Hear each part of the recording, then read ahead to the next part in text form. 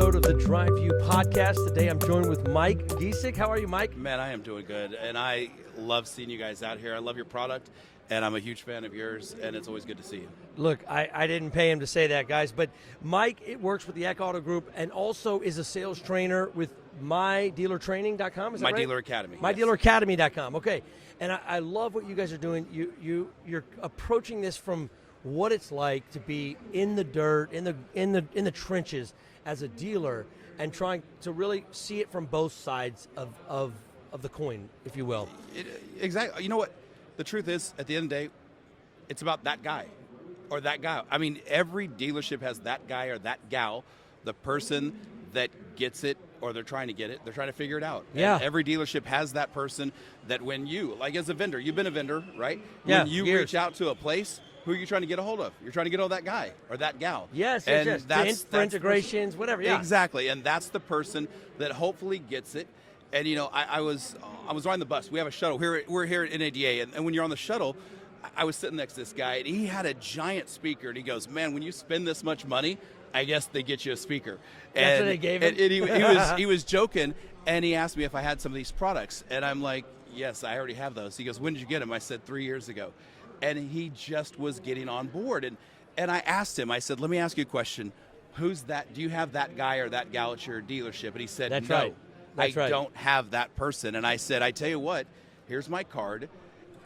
And then the worst part of it, the guy's in my state. He's like maybe 4 hours away. And I'm like, I don't know if I want to talk to him that much. But yeah, you might be a little too close. Exactly. But the deal is, at the end of the day, it's a community of people, and that's all this is about. What My Dealer Academy is about, community, and that's what my friendship about you's just been about. It's about community.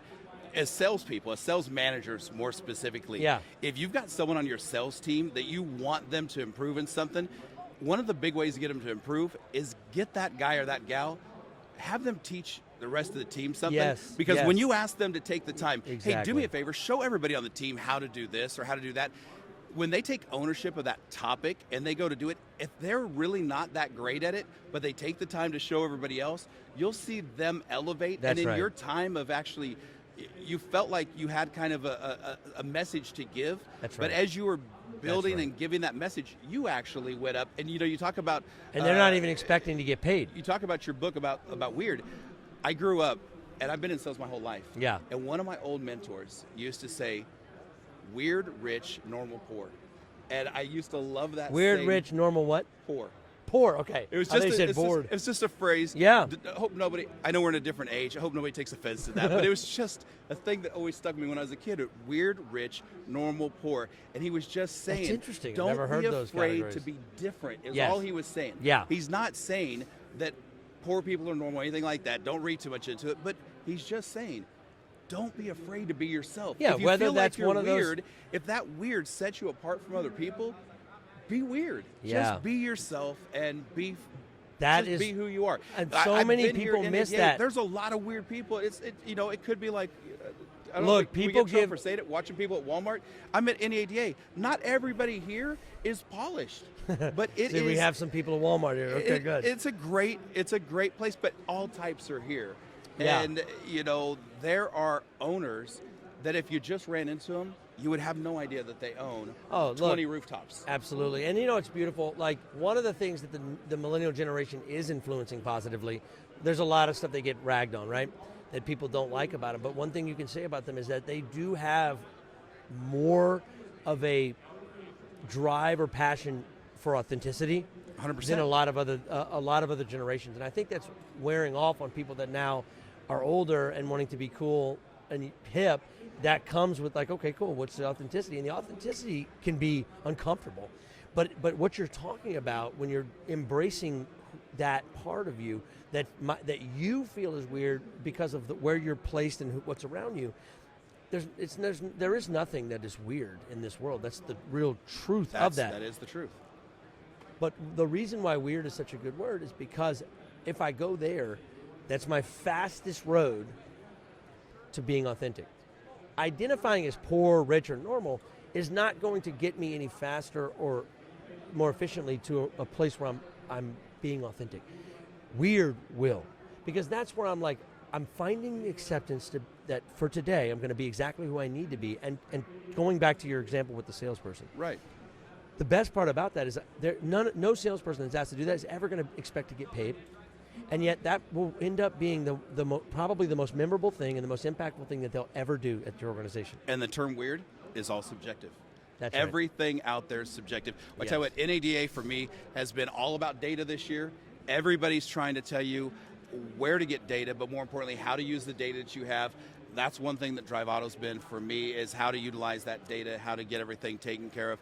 Thank you for everything that you guys have done. Well, it's amazing what authenticity can break down years, not having to know people for years and feel like you really know them.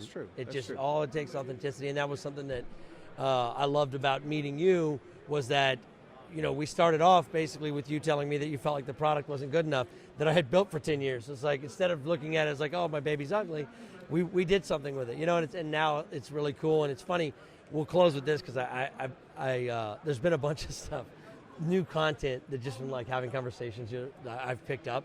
And the one thing that this Nate I picked up was, I said, listen, if I was able to tell you the day and time we're going to land on Mars, that'd be pretty amazing, right? Wouldn't that be amazing? Phenomenal. And then so I'm like, what would you do with that information? Invest. Yeah, Invest. You're the first person to answer. Most people are like, I have no idea. Yeah. And that's what a lot of what's happening at Nate is right now. It is. We can tell you that the amount of data you can get is amazing. What are you going to do with that information? And that's the next frontier for all of us, is what are we going to do with that responsibly and have responsible disruption around that data. That's the key. Whoever is focused on what in the world can you do with it that's good for the whole experience, that's key. And after the fact, when we talked about your baby, you actually have to admit, though, there was a lot of things about your baby that were amazing, and you're like, you know what? I forgot about some of those things, because there's some parts about your baby that you just didn't even realize. You're like, I forgot to tell you about some of those things. A lot of us don't realize that when you're talking to a customer, if you're in the automotive industry, there's some customers still driving a 2006. They've never had a backup camera before, and we just forget to tell them this car has a backup camera. We take for granted they don't have it. And just about 2 weeks ago, you're showing me something, and I said, well, what about this? You're like, you know what? That's right. And I'm like, dude, that part's amazing. And you're like, I forget to even talk about that part. The hardest part about being an innovative person that's obsessed with innovation is that you forget half the stuff you've invented. Exactly. So, and I'm still a fan. So thank you for taking the time. Enjoy the rest of your show, Mike, here at NADA. Always a pleasure. And, it's been great talking to you. Thank you so much. And for those of you out there, thank you for tuning in to the Drive University podcast. Until next time, we'll see you later.